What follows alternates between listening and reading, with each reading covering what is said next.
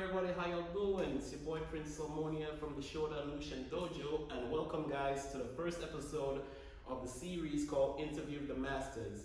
So on my left we have Sensei Daylon, and on my right we have Master Kai. So for this series, this is the first episode where I go around Brooklyn, the entire boroughs, and I meet with other martial artists and I interview them, ask them a couple questions, hear their background stories, and see where it goes. So once again, welcome back guys, and Sensei Daylon, thanks for having me. You're welcome, sir. Master Kai, thanks for having me. Pleasure. Alright guys, so let's jump right into this. So first question, Sensei Daylon, tell us about yourself. I've always been fascinated with martial arts as a kid, and I would say I started late as opposed to like a lot of people. I started maybe like when I was like 20, but wish I could have started earlier. I could have been old when I was young, not like when I'm old right now. I'm feeling old. I can relate. But I've been doing Brazilian Jiu-Jitsu for like 13 years, and I've been doing Muay Thai striking for about 10 to 15 years as well. But I primarily like Jiu-Jitsu because that's just something I fell in love with, the art, everything like that. I'm a black belt under Peter Lawson. He's a Hands Racing black belt in Brooklyn. I'm affiliated with him. Okay, that's good. And I really enjoy training. I do ISK official, so I officiate fights and stuff like that. Nice. With ISKA, and also we have a partnership with Kai. We made a management company for fighters called Dream Management. We're probably like one of the only management company you'll find in this tri-state area. We're trying to build different avenues for fighters that, sometimes fighters, they have a gym. We're not like trying to take fighters. What we do is, if you need additional assistance, whether it's coaching, management as far as marketing, and finding fights and stuff like that, from amateurs to pros, everybody's welcome to come. And Dare to Dream you can find us on Facebook, Dare to Dream Management, and you can find us on Instagram at Dare to Dream MMA. And you can look us up and give us a call, see if you're interested in anything. Alright, well now guys, I know definitely where to go if I want to take my first amateur fight. Well, after I get that purple belt.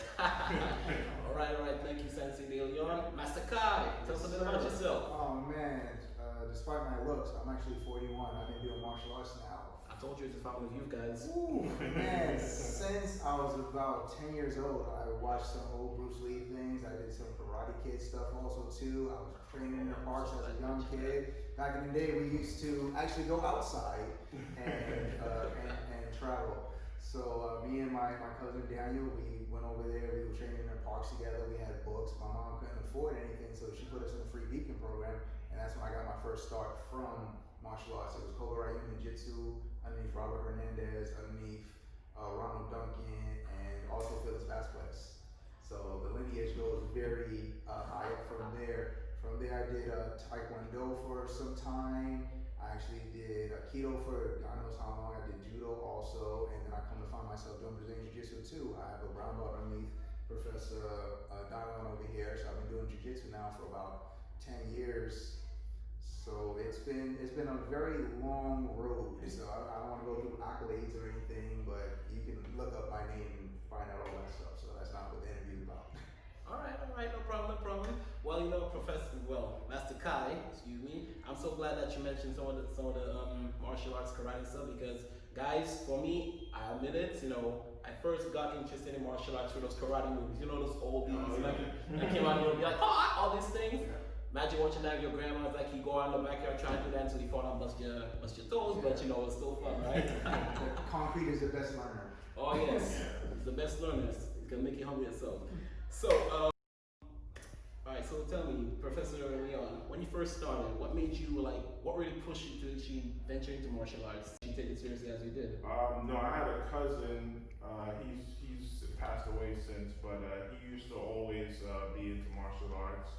And one of my uncles as well, so I always looked up to him, and always wanted to, and of course the movies and stuff like that, you always have that, you're like, okay, I want to do that, I want to do this, but overall, I think, when I started watching the UFC and all these kind of shows, you're like, I don't know if this stuff works, but it's interesting. And then when you try it out, you're like, oh, this works. Okay. So I'd rather know this than not know it. So I figured like, hey, I'm gonna give this a chance. I like what you just said because I'll derive this from something similar to what my sensei said. He said, don't worry about the movies, worry about what actually works, because the movies are all nice and flashy until you get punched in the face or realize what doesn't work. So, like I said, guys, the movies are entertaining, but learn from the masters right there. Learn from the teachers. They actually can steer the right way. Master Kai, same question. Was it like the family thing generation, or you're the first one to go up and about? Well, my mom actually took me to my first karate class. I was probably age 5. My mom had her blue belt, so from there, I continued with it. Yeah. Girl power. Exactly. So she was there, but truthfully, I learned it through just survival because unfortunately, I went from an all African American neighborhood, which was South Bozeman Park, Queens, by 140 over there by Baisley Park. And then I moved all the way over here to literally, my school happens to be here on 97th. We moved over there to 94th. I went to PS 60, was dominated by all Caucasians.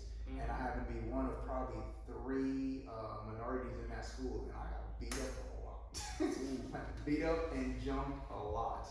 So I remember my cousin was just doing these kicks and flips, and I thought they were cool, and I figured maybe that could be a way to defend myself. So we started just learning from there. But literally, I learned it because I got beat up a lot. Beat up and jumped a lot. I lost a lot of bikes. I lost a whole lot of bikes. Oh man. Now I grew up in the islands and I got beat up a lot, but luckily I didn't have many bikes because that broke my little heart. Sorry, continue. Yeah, but no, that's where it started from. I liked it. I learned it. I saw those nice, cool, flashy kicks. Like I said, Bruce Lee, Van Damme, Chuck Norris, like all those people from back in the day, they helped inspire me, to just continue doing it, continue learning, and I learned my first self-defense from there, and the story continues. Awesome. I like that. Definitely. So, Sensei Daylon or Master Kai, either you can answer this question. So, would you say, being a martial artist, how much of your life would you say is centered around it? 80%, 90%, like with everyday life? How do you apply being a martial artist to everyday life? Well, I'll say this. I remember I went to this seminar, and it was filled with a whole bunch of black belts. And I remember there was this one guy who literally said, I'll give you $10 million right now to exchange for your black belt. But with that exchange, I'm gonna take away all the connections you ever had, all the skills you ever had, all the friends you've ever made, everything that has ever existed that martial arts has ever brought to you, all the benefits, everything that is done comes along with that money. Nobody raised their hand. He went up to 40 million. Nobody raised their hand. So he said, how can you literally put something of having a black belt is literally priceless because nobody's willing to exchange the experiences, the knowledge, and everything that martial arts can give to you.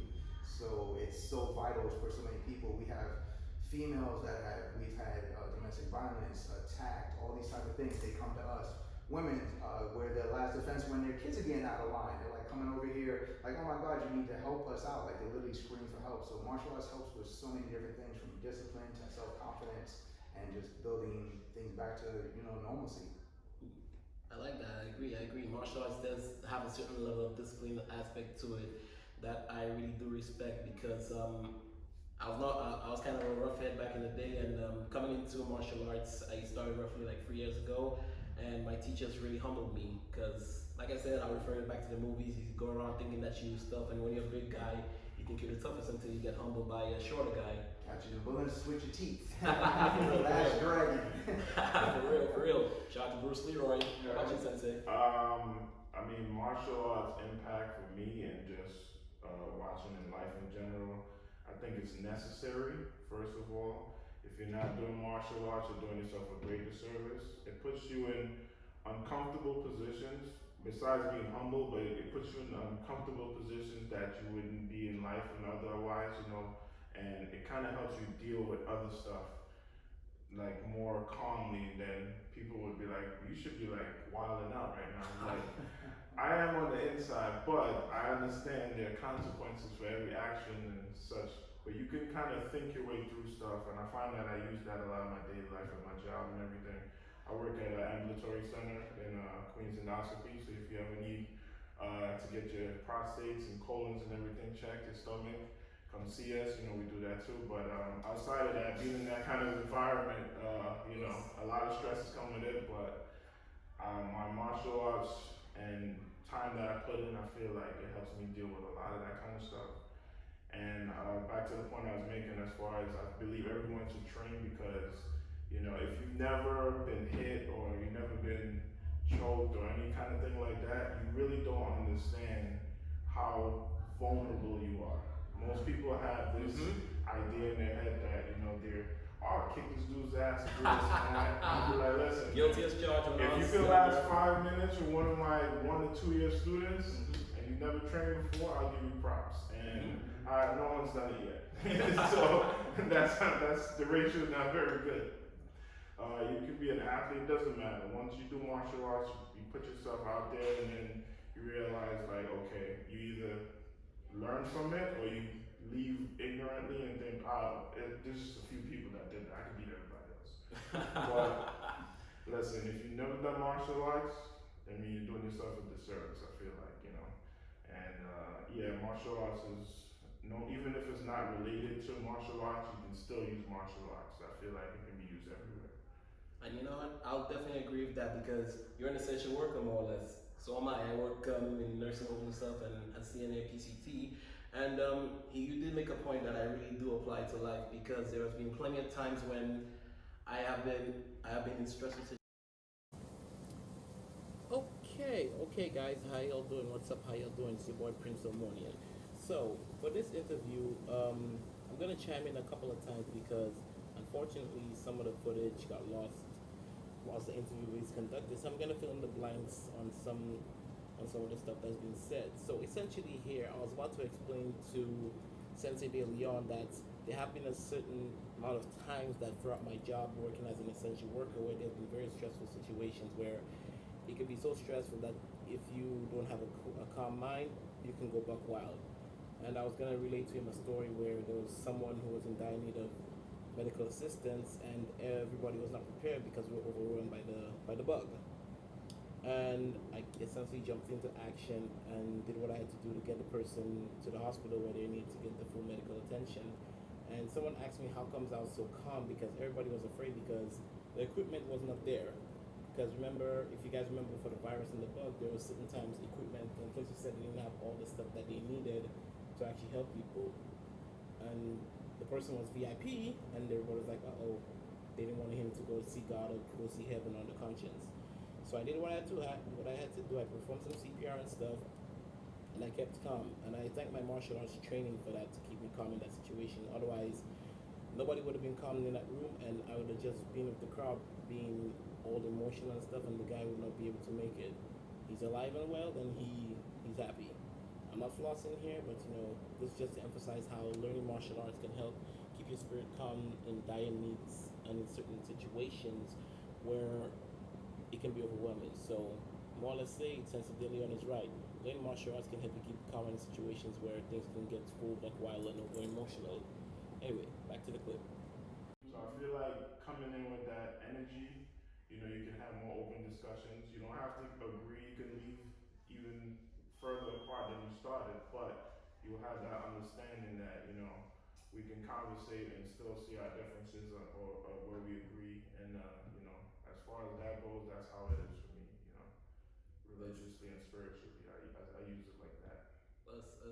What about you, Master Kai? For my atheist people, and they can all come together and we can all agree on one thing, which is that martial arts and the martial arts beliefs. So everybody, no matter where you come from, what walk of life you come from, you can all believe in the discipline. You can believe in the hard work. You can believe in the dedication. You can believe in how you want to walk into the physical life, right? From the discipline to the control to the confidence that you get, things that your day-to-day activities. You know, it literally helps you with order. Literally, if your boss is screaming at you and everything, you see your coach screaming at you. You see your professor screaming at you. So now you can just literally Okay, and just to chime in here real quick, Master Kai was more or less reiterating that, you know, yes, you know, martial arts, yes, it can help you keep calm in situations that are very stretchful. There's an example where you talk to people screaming at you, especially if you're a young person, you're in the arts, you've been doing it for a while. You have older authorities, you could be a boss, you could be a coach, or it could be someone who's high above you. some people tend to go wild with power. So when they're yelling commands at you and it can be very stressful and you want to maybe knock them out, your training actually helps you keep well, scratch that. Your training actually helps you keep calm in that situation that you don't end up doing something you'll regret. So more or less, to put it in a nutshell, it can help you control your emotions. And anyone who can control their emotions, especially a man, especially a black man, yes, he can be a force to be reckoned with because once you have control of your emotions, there's nothing stopping you from actually doing what's right and being great in this world. Corny, but hey, it's the truth. And back to the clip. Whatever you are, you come into this facility or you come into any facility of martial arts and you have that commonality that you can, camaraderie, that you can just agree that we're all trying to make each other better here. And that's what we want to do today is one day at a time, brick by brick by brick by brick by brick, we're all trying to come together and build that house. So we can all come together on just different terms, but we can all agree, like we can disagree on certain things, but we all agree that today we're all trying to make each other better, pick each other up. Just like you see somebody who's struggling, he's not gonna make it through the class. You have your doing and everything, so everybody's trying to build each other up one by one, because the stronger everybody gets together, the stronger everybody gets together. Us. I like the point you make, the Master Guy. Any of you guys who follow my channel, you do recall I did do an interview for big YouTuber Solo TV84 where I did make a point that in the martial arts community, everybody treats each other with a certain level of respect. And these two masters right here just kind of confirmed it. Doesn't matter what you look like or whatever beliefs you have. I'll say this, just to digress a bit. In my humble opinion, there are two universal languages, action and music. Now, you know what? We're talking about martial arts, I ain't gonna talk about no music, but the moment there's a universal language saying like the moment you see this, it's perceived as a threat and you can react accordingly. For me, martial arts is the same thing. Whereas you understand that, you know, there's a level of there's a mindset around martial artists in a sense. So when you kind of sense that amongst each other, you can actually have respect for the person. You guys can actually communicate and not have to, like, you know, bump heads or whatever political affiliation or anything else that you have. Just the respect of being a martial artist. I think that's one of the good ways to actually bridge gaps. Yes. So I do agree with some of that point that you guys made. All right, guys, the interviews turned out to be pretty hot, you know. Master Kai, Sensei Daylon. One more thing I would like to add to that. Basically, on the other side of it, worst case scenario, if you disagree that badly, you can always spar it out on the mats and get it out your system. You know what I'm saying? That's also a great avenue. You don't have to fight in the streets. You fight in a controlled environment. And are you ready? Are you ready? There you go. Fight! There's Shout no to Street Fighter. to handle things. I agree. Because I'll say this. As far as the martial arts community, unless you severely disrespect somebody, no one just comes up and challenges you. There's a certain respect that you, unless it's competition. Unless it's someone that's had a bit of a hot head. I've yet to meet another practitioner who's like, I want to challenge you because so and so is like, unless you go to a dojo and then you have these sparring. Alright, let me chime in here real quick. Alright, so basically, yeah, you know, boys will be boys, so take that, Gillette. Although I know I'm a few years late. If you have a disagreement, man, we have a disagreement. If you can't get past it, we go, we fight it out, and you know what? Whoever wins, wins. Whoever loses, okay? It's just a thing of man. We're full of energy for the most part, okay? So the same boys will be boys, you know, we like to play, we like to rough house, okay? So as adults, you know, men will be men. So martial arts, you know, if you two kind of want to bump heads and stuff, and you know what? Find a mat and spar it out or join a competition. At the end of the day, whoever wins, whoever loses, shake hands and, you know, go back about your day and, you know what? Let's all live peacefully. Alright? That's just, you know, putting it in a small microcosm way. Anyway, let's roll back to the clip.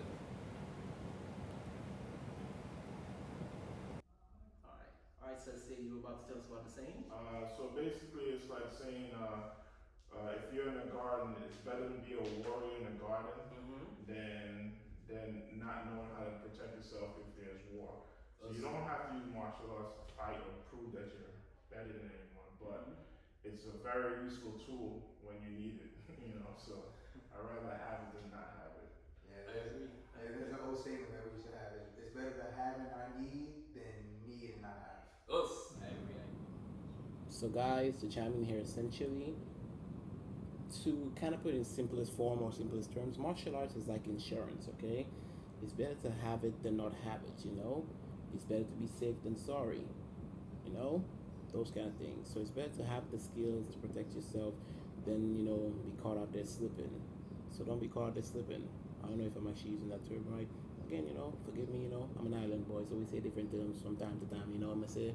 But anyway, yeah, like Sensei Daylon and Master Kai saying, it's better to have those things under your belt and not have to use them than to not have them and then you have to use them but you can't use them. So basically think of insurance. It's better to just have it than not have it. Okay, and back to the clip. Yes, I agree. Gentlemen, what are your takes on martial arts and a man's masculinity? Do you think it helps improve a young man's masculinity if he may be feeling some kind of way that he's not man enough to handle situations? How do you say? Would you say it helps improve it, or do you think that it could be dangerous because it could be in the wrong hands? What's your take on that? Well, I think it can go either way. I've had some students that I've trained and they've become like, more or less, I don't know if we can curse on here, but there's an appendage on a man that they've become.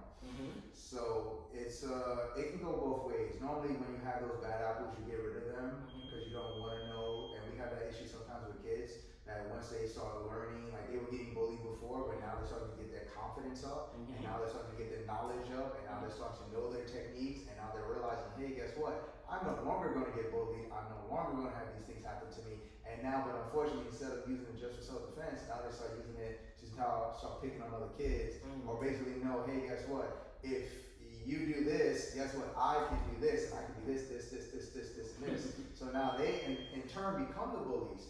So we try to curve them a little bit, and then we constantly reinforce the fact that this is just for self-defense. This is just in case you become in danger. This is just in case somebody approaches you. This is just in case somebody grabs you. So we want to constantly keep building that up, keep building it up, keep building it up. And we deal with that on all levels, not just from kids, but from the adults also too.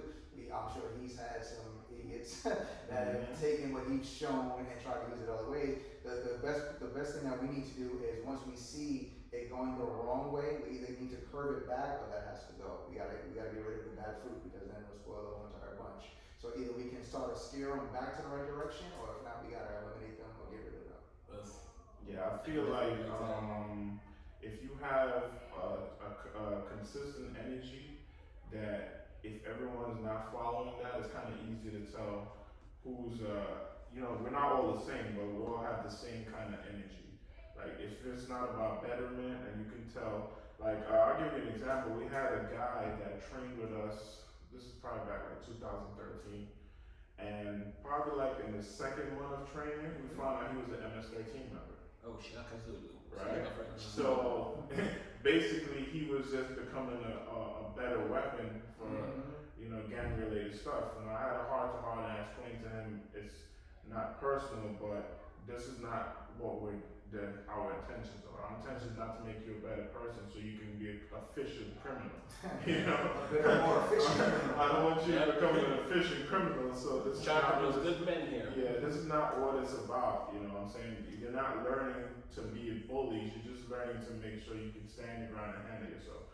As far as young men becoming more confident, obviously, if you do what you gotta do, technique can defeat a lot of things. Obviously there's little disparities if somebody else is bigger than you and he knows technique as well. But generally, smaller men or smaller guys, they can develop a sense of confidence and handle themselves with martial arts for sure. They just, as long as the energy's right, you can really feel energy, from people, and you can tell who a knucklehead is or who's not here, with good intentions.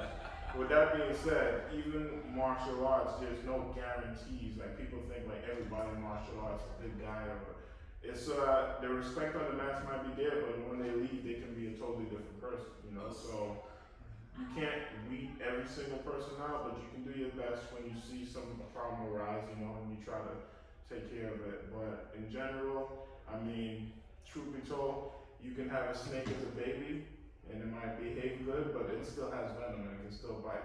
So if somebody has bad intentions in their heart, no matter what, when they go out there, they're just going to be a skilled person with bad intentions. So exactly. There's not much you can do about what's inside somebody's heart. That's just hopefully you can leave a little imprint and show them a better way with your experiences. But it's not a one size fits all when it comes to that.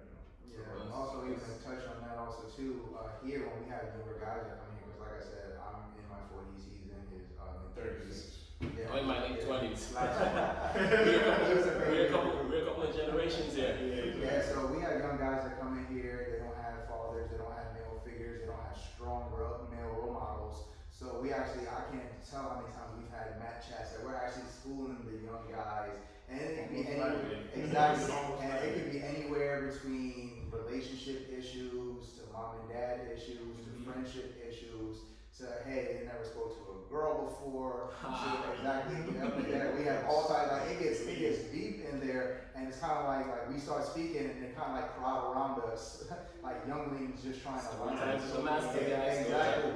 So the mat chats are very important. Just to steer up. I can't. How many people have we got job interviews for and everything? So we have connections for kids that don't have jobs. So we kind of steer them. Hey, guess what? Give us an application. We'll put a word out for you. Hey, guess what? Our boy over here works for JFK. Guess what? Let's try to get you in there for a job. Hey, guess what? Our boy over here needs an intern. Let's try to get you over there over too. So we kind of use also not just the martial arts, but we also mentor these kids in bettering themselves, helping them get to college, helping them get to job corps, just to get to different things because sometimes they just don't have the information. Right. At accessible, and sometimes their parents don't even know that. So this is another avenue that they can come and that people that have already made the tracks before them can let them know this is what you can do and this is how you're messing up. Hey, guess what? How come you're not taking care of your son? How come you're not taking care of your daughter? How come you don't have a job? How come you're still 27 living home with your mama? I'm like, we need to let's try to fix this up, and these are the steps that you need to take.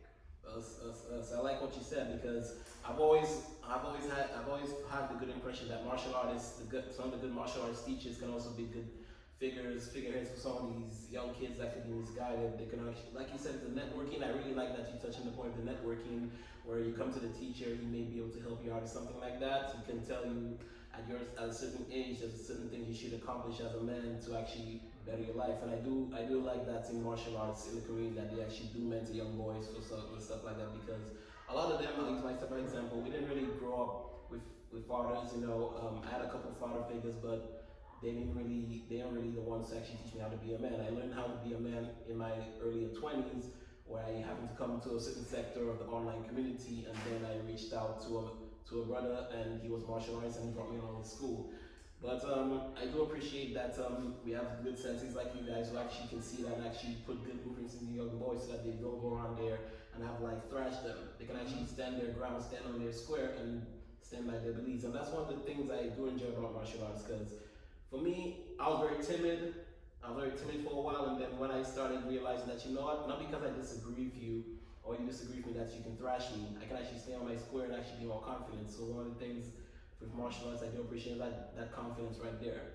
But again, how you use it determines the character, and that's where the senses right here actually, weed them out. So I do appreciate that. Best as we can. And it's not only just with young men, we do it with young ladies also too. Hey, why are you guys posting this online? Hey, how come you're looking for attention like that? Hey, guess what? This is what these guys are going to say to you. Hey, guess what? This is what we've said to women to do A, B, and C. So this is what you need to avoid also too. You shouldn't dress a certain way. You shouldn't go out over there. Why are you putting that drink down on the thing? How come I saw you hanging out with all those guys? Okay, one girl, ratio of 1 to 7. Something's about to happen. Exactly. So we want to avoid those things. Okay, because it's better. An ounce of prevention is better than a pound of cure. So that's what we kind of want to do with that. Usually every year we do like a women's self-defense workshop in the community. We invite everybody down. It's usually very successful, and it's just about understanding your decisions that you're making. Yeah. If I ask you a couple of simple questions and you have to make a big circle, then you know that you made a bad decision. Yep. So, okay, this guy was being aggressive with me. Okay, when did this happen? Oh, it was 3 a.m. at a shady club in Manhattan.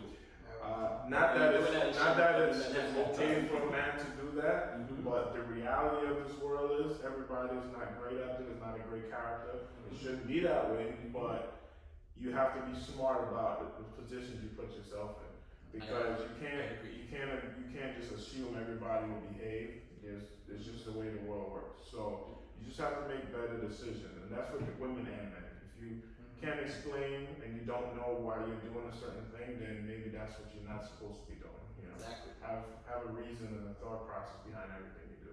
Always practice caution because we're like, more or less, you know, with every action comes a reaction, and you may not like the reaction to that action. I like that. Yeah, I was always taught that you can choose your action, but you can't choose your consequences. Us. Literally, Very Us. true. A lot of actions have a lot of consequences that a lot of us may not like. All right, senseis, I love what you guys are saying. This is like going right here. Guys, this is a really awesome interview. This one right here. This one right here. I'd like to ask you guys. Master Kai, Sensei Daylon, do you believe in chi energy and how do you interpret it? Believe in chi energy. My personal beliefs are Or vibes. Yeah, there could be so many different ways to interpret chi energy. It could be positive thinking. It can be your inner soul. It could be the way that you mentally prepare yourself. You know, as in chi itself, like, you know, throwing a fireball at somebody. I'm not a big believer in that. In the spirit. Me, I call the fireball stuff key, but for me, chi is like the vibes and yeah, stuff. exactly. Yeah, so I'm not a believer in that in a sense, but like at myself, my personal story is at age 20, I was diagnosed with multiple sclerosis. Oh. So I was literally bedridden for about 2 to 3 years, and it took my friends to come into my house, and they didn't take me out to the club, they didn't take me to get some women, they literally dragged me to the gym. And then from there, I went from not being able to walk to now I'm taking steps. Now I'm jogging. Hey, by the time we finished in the end of the year or so, I was doing flips again and doing gymnastics and everything. So literally, but that comes to that old positive mind. I still remember this. My cousin, Daniel Strong, he said these exact words. He said, "Does 100% of people end up like this?" And I said, "No." I said it was about 97, 96% of people end up in wheelchairs within the first year, 2 years. And he said, "Well, why can't you be at 3%?" He said, literally, why do you have to think that you're going to be on this side of the field? You can literally be on this side of the field. So he said, what's telling you to do that? I said, the only thing that's telling you that you're on this side of the field is you. I was like, no doctor can tell you that this is going to be your end result. They can't tell you that this is going to be your end result, but you can positively decide which way that you want to go. And right now, I've had it for 21 years, and they'll tell you, so I'm one of the first people in this gym, I'm one of the last people off the mat. Us. Much respect to that, and you know what? Much respect to your journey. Again, you know, martial arts can actually help you be extraordinary. And Sensei Master Kai right here just said that he'd rather be the exception than the rule. Yes. Yeah. And you know what? It's always better to be the exception than the rule in good situations, guys. You know, gotta make that distinction. You know, I don't want your fellas going out there, you know, misinterpreting my word. Be the exception to the rule in good terms. What about you, Sensei? Yeah, I mean, I definitely feel like there's an energy. Like, you can go into a room and you can kind of tell who the martial artist is in there. You know, like, as they say, be afraid of the calmest guy in the room, you know. You know, there's definitely you know, you can be like, you see the way people do things. Oh, you train before you do something. Like, yeah, I do this and that. Okay, you know, I usually can tell when somebody's done something. And I can tell the opposite. The people that tend to talk about what they do tend to not do it at all. Yeah, it's like, How they hold their hands. hey, you see this UFC shirt, man? I train UFC. Oh, you train UFC? Okay. Alright, you know what I'm saying? Little something for that USC. Give me a second, I gotta go. I'll be right back, but we'll talk another time. Yeah. Yes, I definitely do agree on that. I definitely do agree on that. Now, you know what? I'm not gonna lie, I'm kind of in between because I'm a more jovial, goofy kind of guy until certain times when you have to actually show people what you are, what you can do. I'll use my job for example. There are a couple of times, some of the residents, family members. There's this one time this gentleman, for HIPAA reasons, I won't say his name or anything. He was upset that his family member went to see the father above, and he was so enraged that he started causing a rampage. And I tried to calm the situation down until he got violent, and then I had to kind of like put a lock on him until security came. But then in that situation, people do. One thing I enjoy about martial arts is being humble. One of the best martial arts is being the most humble people in the room. Like you said, the calmest person, because you don't have to go around flashing and stuff, but people tend to underestimate you until they see what you can do. And in that situation, when I displayed that, people had better respect for me because I was like one of the youngest people working there, and you get clowned and stuff. And me, I'm like, you know, whatever. Until you actually show them what you can do. So that I definitely do do have respect and appreciate that part of it. And all right, Master Kai and Sensei Daylon, I got a little, fun. I got fun question for you guys. You know what? Oh man. This one right here. Now, you know what? You can't answer it in the first place, but you know what? I'll still like to with it. Which one of these guys was a big motivator for you? DBZ or Bruce Lee? Oh, for myself, it was Bruce Lee, man. Enter the Dragon. It had to be. I can't count how many times I've seen it. So many times. Game of Death. I was like, I've seen Chinese Connections. I was like, I've seen them so many times. So many of Jackie Chan's movies too. Oh my God, I can't even count how many of Jackie Chan's movies I've seen. Not the American ones. The old ones where he's talking, but the lips ain't moving. Yeah, so the dubbing was terrible. Yeah. And he was actually one of Bruce Lee's stunt doubles. Yep, exactly. Yeah. So, but Bruce Lee has to be the all-time favorite right there. After that, it would be Jackie Chan. After that, and then after that would be Jet Li. The top three. What about you, Sensei? Yeah, definitely a fan of Bruce Lee. When he grabbed that snake, alright, I had to try that. No, plastic snake or something. I definitely want to try that. You're gonna try it. I say try boa constrictor. They're non-venomous. Oh yeah. I'm not gonna try it on a snake at all, but just the idea that you can do that with the possibility is like, man, well, that guy's fast. I like that. But Bruce Lee for sure, he's an icon, a legend. He passed away at a young age. I'm sure he had a lot more to teach and offer, but overall, definitely, I would say Bruce Lee. But coming down to more modern times, I feel like as far as the movie goes, movie actors, I like Michael J. White a lot. That's one of my Michael J. White.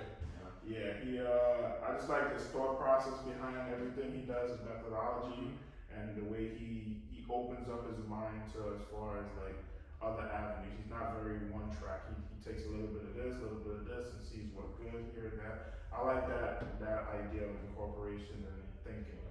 He's definitely one of my guys I look up to. Yeah, well for me it's definitely Bruce Lee. Enter the Dragon for sure. Watching Bruce Lee do some of the most amazing things, especially the nunchucks. I've been obsessed with the nunchucks ever since. Definitely Bruce. And Sensei White, when I saw him first in Universal Soldier, and then I saw him in Spawn, I'm like, wow, this guy's like amazing. Then you got Jason Statham. Then you also have Wesley Snipes. Fun fact, he was supposed to be the first Black Panther like since the 90s, but he kept getting pushed back. But imagine if he played Black Panther instead of Chadwick. But I still think Chadwick did a good job. And of course, for me though, in terms of like anime, DBZ Goku, when it hit mainstream, that's one of that. After that, I was like, hooked. I'm like, hey, I got into karate and stuff. Vegeta fan. You know what's funny? Fun fact I gotta admit though, as much as I hate to say, Goku never really beat him. Yes, that's true. Yes. Yeah, you got it. Logically, Goku never really beat him. It's weird. I'm a little weird in this point. Like I watch like martial arts movies, but sometimes I'm a fan of the bad guy. Yeah. Some bad guy. Like for me, like Bolo. And, Bolo is like one of my all-time favorite, man. I'm sorry. I just saw Bloodsport again, Yeah. Like what I like about him is he knows what he wants and he's going there. There's no dancing around. Like Van Damme won eventually, but he had to go train here. Bolo's, I'm here, I'm gonna beat you, and that's the end of it. I'm gonna break you. So hit back. So yeah, I'm definitely a fan of the bad guy sometimes. Yeah, because I'll say this: the bad guy, although they're bad, they do have some really strong logic behind their actions, and you can definitely. There are times when you can actually, how do you say it, sympathize, for lack of a better word in my vocabulary, with them. So you can definitely see where they're coming from. And Sensei's final question: what would you say? What style would you say you master? What's your favorite style? What's the best style that you practice? Master Kai. Best style that I practice, my favorite. Oh my God, I've done so many styles. Right now, I'm in love with Brazilian Jiu-Jitsu. I've just had so much effectiveness and just being able to apply certain things with it. It's always my personal experiences. It's always easier to take the fight to the floor than it is to keep it standing. So I've got so much respect for that. I got so much respect for wrestling also too. It's just hardest sport in the world. Goddamn hard. But right now, I'm in love with Brazilian Jiu-Jitsu with the gi on, because I just think it's so intricate. It's so intricate, and it's just so much it's really like, cause I'm a big fan of chess, and it's literally like playing chess just with your body, and it's like a verbal dialogue, and we're literally I'm speaking with my conversation, and you're trying to defend my arm bars and my chokes and everything with your conversation. If I tap you out, I win the conversation. If you get out and tap me out, you win the conversation. But BJJ right now happens to be my very favorite right now. It's just so much fun. Yeah, it's just a lot of fun. Like I've done all types of striking from karate to judo to Muay Thai to ninjutsu to taekwondo. When I was younger, I used to love the kicks of taekwondo, but as I got older and the hips and the knees and the ankles decided not to be as great as they used to be in my 20s, I figured that sitting on my butt and trying to pass guard. You're not doing it right. Exactly. Sitting on my butt or standing up and trying to pass somebody's guard, I can do into my late 60s to 70s, so for longevity. But to me, it's just so much fun. You know, plus I'm getting too old to get punched in my face. Me personally, it's jujitsu as well. I feel like jujitsu is one of the only sports where everybody feels like they can give it a go. Right? I agree. Everyone can do boxing and all this stuff, but when you draw the line, if you have 10 people, 3 is gonna stay because the other 7 don't want to get hit in the face. Right? So when you have that element, you have more inclusion. Like you can literally roll with a 10-year-old kid, you can roll with a female that's 100 pounds lighter than you, you can roll with a guy that's bigger than you. You can pretty much mix it up with everybody and still have that. It's like a mental sharpness and edge you have to constantly be thinking. I love that aspect of it, you know. So I would say Brazilian Jiu-Jitsu. But right behind that is MMA. I feel like the conditioning and the mental toughness you get from MMA is like similar like wrestling. You just, you know, it's only a few people that's cut from that cloth, and I love that. But Jiu-Jitsu for sure, bar none. Well, you know what? I definitely agree. For me, for now, I'm just, you know, getting on the ranks of karate and stuff. I did practice rolling some jiu-jitsu with Alan and Peter Lawson's down in Livingston, the gym down there. So, yep. I think I saw your poster there on the walls for the competition. That's how. And I brought them Facebook. Yeah. Much respect to you for that accomplishment. Much respect to you for that accomplishment. Well, guys, you know, this about wraps it up for this interview with Sensei Daylon and Master Kai. Again, thank you, Sensei Leon, for anytime, my brother. Master Kai. Well, thank you guys so much for this, and I hope we can definitely do this again. And again, guys, if you want to follow these gentlemen, Sensei Leon, where can they find you? We're here at Ozone Parkway, 97-14 Liberty Avenue. Like I said, outside of our services, we do offer our management for fighters that are up and coming. If you're looking for fights, you need ideas, or you just want to get extra training in, whatever it is. Pertaining to the fight world, we can do it, and we have a lot of experience as far as like on the fighting aspect. Like I said, I'm an official, so I know a lot about the rules and the ins and outs of things that you don't think about when you're considering fighting. Because fighting is like 3% of it, the other 97% is a business and everything of fighting. So once you learn that, you know, it's definitely something you need. So definitely you can find us on all social media platforms. DareToDreamMMA.com. Us.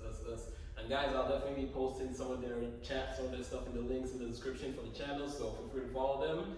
And Master Kai? Yes, sir. You can follow us. Same thing. The name is, we're at the same location, 9714 Liberty Avenue, Ozone Park, New York. You can follow me personally on Official Fitness by Kai. Join us, guys, and this has been a Salmonia production. Okay guys, so I hope you all enjoyed this little interview with Master Kai and Sensei Daylon. Again, I'll put their info in the description or pinned to the first comment. So thank you for all those who took the time to watch, and I hope you guys learned something, okay? So again, first episode of Interview with the Masters, Sensei Daylon, Master Kai, and I had fun with this. I hope you guys too. So stay tuned for the next one. Coming next, a good friend of mine, someone I respect also, and a master from back in the day, Sensei Ibrahim. So stay tuned. It's your boy Prince Salmonia from the Shodan Lushan Dojo, and this has been a Salmonian production. Us.